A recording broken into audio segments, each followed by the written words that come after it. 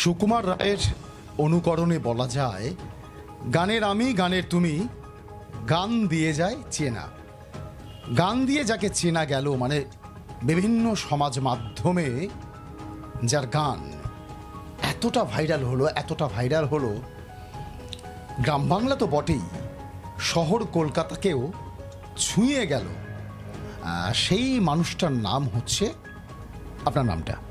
পীযূষ ভুঁড়ে। প্রসেনজিৎ চট্টোপাধ্যায়। আমি জানি যে এই নামটা সম্পর্কে অন্য কোনো পরিচিতি দেবার কোনো প্রয়োজন নেই। অপামর বাঙালি এই নামটার সাথে, তার অভিনয় নৈপুণ্যের সাথে ভীষণভাবে পরিচিত।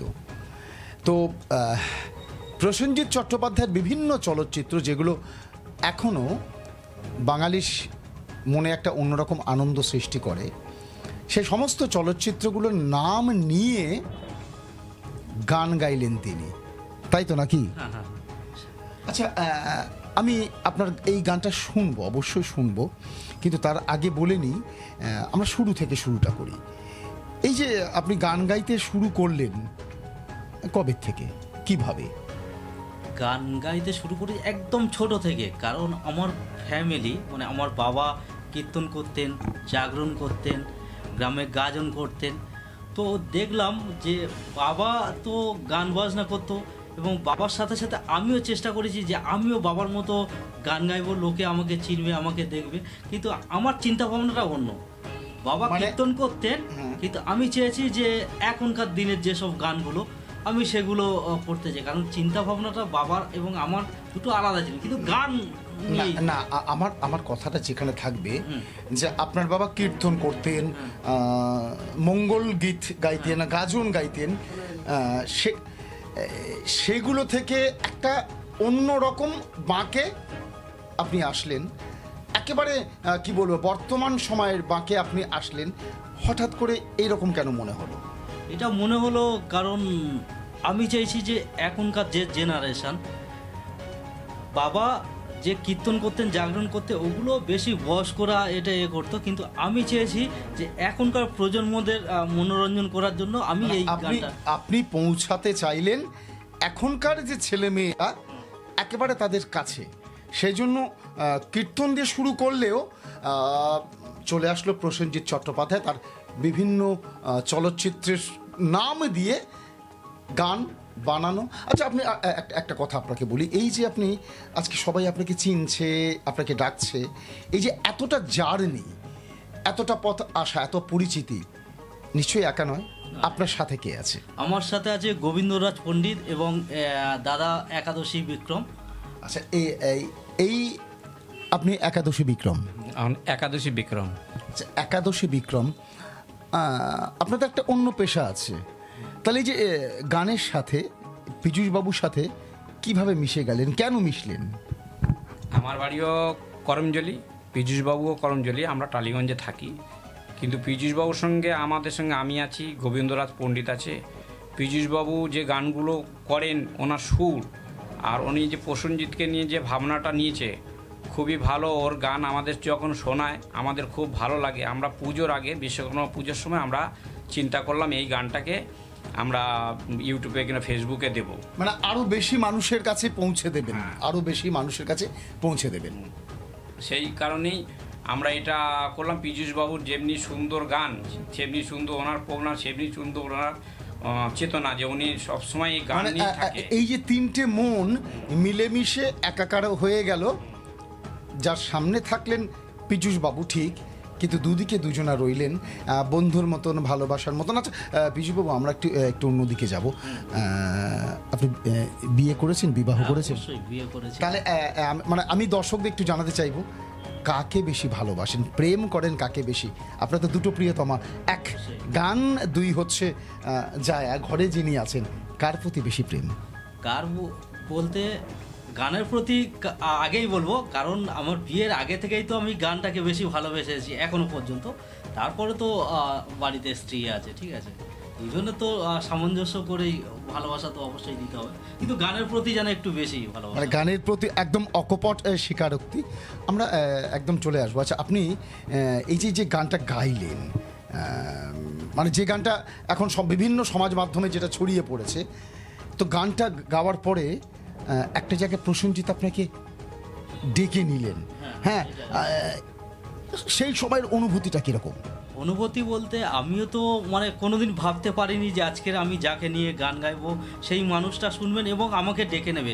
এটা আমার কাছে স্বপ্ন ছিল, সেই স্বপ্নটাকে আজকে সত্যি হয়েছে, সেটা মানে স্বপ্নটাকে হাত দিয়ে ছুঁতে পারলেন, জড়িয়ে ধরতে পারলেন, ধরতে পারলাম, আশীর্বাদ পেলাম, এটাই হচ্ছে কি আমার কাছে মনে হয়। আমি এত কথা বকবক করছি, দর্শক কিন্তু সেই গানটা শোনার জন্য মুখিয়ে আছেন, যে গানটা বিভিন্ন সমাজ মাধ্যমে ভাইরাল যাকে বলে আর কি, একদম মানুষের মুখে মুখে ঘুরছে। আপনি একটু গানটা দুই এক কলি। অবশ্যই। ছোট্ট জিজ্ঞাসা দুটি পাতা অমর সঙ্গী, নায়ক দাঁড়িয়েল হিরো একাই 100, শুধু তুমি প্রসেনজিৎ, সোনার সংসারে আদরের বোন, ভাই আমার ভাই, মধুর মিলন বিয়ের ফুল, সজনী তোমাকেই চাই। ছোট্ট জিজ্ঞাসা দুটি পাতা অমর সঙ্গী, নায়ক দাঁড়িয়েল হিরো একাই 100, শুধু তুমি প্রসেনজিৎ। আচ্ছা, একটা কথা বলি, এই যে প্রসেনজিৎকে নিয়ে গান গাইলেন আপনি বিভিন্ন চলচ্চিত্র নিয়ে, এবং এই যে এত ভাইরাল হলো, তারপরেরটা কি?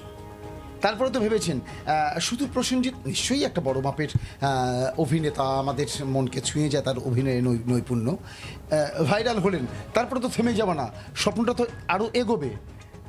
কি ভাবছেন সেটা নিয়ে? সেটা তো অবশ্যই ভাবছি, এটা আমিও ভাবিনি যে আমার গান ভাইরাল হবে, কিন্তু ভাইরাল হওয়ার পরে যেন এই যে এক্সপেকটেশন, হ্যাঁ, আরও প্রত্যাশা, নিজের কাছে নিজের প্রত্যাশা, এবং যারা আপনাকে শুনেছেন তাদের একটা প্রত্যাশা আছে। আপনি কি ভাবছেন? ভাবছি যে পরবর্তীতে আরও যাতে ভালো কাজ করতে পারি, বা কোনো ছায়াছবিতে অফারও এসে গেছে একটা বাংলা ছবিতে গানের জন্য এবং অ্যালবামের জন্য, এবং আস্তে আস্তে আমি চাই যে আরও ইমপ্রুভ করতে, আরও মানুষের সংস্পর্শে। আপনি এই গানটা তো হঠাৎ করে গাইলেন না, আগে অনেক গান গেয়েছেন, আগে কাদের গান গেয়েছেন, তার একটা নমুনা সেটা দিয়ে আমরা শেষ করব। আগে কারোর গান গাইনি, কিন্তু বেসিক্যালি আমি যে স্টেজ প্রোগ্রামগুলো করতাম, প্রসেনজিৎ চট্টোপাধ্যায় বেশি মুভির গানগুলো গাইতাম। আচ্ছা, প্রসেনজিৎ চট্টোপাধ্যায়ের একটা মুভির গান তো মানে চিরদিনের গান হয়ে গেছে, অমর সঙ্গী, দুই এক কলি হোক না, মানে হোক একটু। এই গানটা বলি, এই গানটা থেকে শুরু করেছিলাম, মানে একদম ছোট যখন প্রথম আমি স্টেজ করি, তো এই গানটা থেকে শুরু করেছিলাম আমার জীবনের পথ চলা, অমর সঙ্গী। চিরদিনই তুমি যে আমার, যুগে যুগে আমি তোমারই, আমি আছি সেই যে তোমার, তুমি আছো সেই আমারই সঙ্গী, সঙ্গী আমরা অমর সঙ্গী, এত কাছে রয়েছ তুমি, আরো কাছে তোমাকে যে চাই, তুমি ছাড়া এমন আপন আমার যে আর কেউ নাই, আমি কি গো তোমাকে ছেড়ে একা একা থাকতে পারি, সঙ্গী সঙ্গী আমরা অমর সঙ্গী। এই যে বললেন যে আমরা অমর সঙ্গী, এই যে আমরা কথাটার মধ্যে কি দুজনা থাকলো নাকি তিনজনা ঢুকে আসলো? এখানে চলচ্চিত্রে দেখেছি নায়ক নায়িকা পরস্পরের যুগলবন্দিতে এই গানটা পরিবেশিত হচ্ছে তাদের কণ্ঠে, কিন্তু আপনার এই আমরার মধ্যে আশা করি তিনজন চলে আসলো। আপনি গোবিন্দরাজ পণ্ডিত, একাদশী বিক্রম এবং গানটাও তো আপনার একটা প্রেমিকা, এই পীযূষ বাবু, যার গান বিভিন্ন সমাজ মাধ্যমে ভাইরাল হয়েছে, প্রসেনজিৎকে নিয়ে গান গেয়েছেন, চাইছেন ভবিষ্যতের পথটা আরও সুন্দর করে গড়ে তুলবেন ভবিষ্যৎটাকে, এই প্রত্যাশাও তিনি ব্যক্ত করলেন। ভবিষ্যৎ বলে দেবে, তার গানের প্রতি ভালোবাসা, গানের প্রতি দায়বদ্ধতা তাকে কোন জায়গায় নিয়ে যাবে। অবশ্যই একটা সোনালী দিন, আরও উজ্জ্বল দিন তার জন্য প্রতীক্ষা করছে। এই প্রত্যাশা জানিয়ে আমাদের আজকের অনুষ্ঠানটা আমরা শেষ করছি। ডিবি নিউজের আজকের আড্ডার প্রধান অতিথি শ্রী পীযূষ ভুঁড়ে, আমাদের ডিবি নিউজের পক্ষ থেকে আপনাকে শুভেচ্ছা এবং স্মারক। Thank you. আমাদের ডিবি নিউজের আজকের আড্ডায় আর এক বিশিষ্ট অতিথি শ্রী একাদশী বিক্রম, আপনাকে ডিবি নিউজের পক্ষ থেকে শুভেচ্ছা এবং স্মারক। নমস্কার।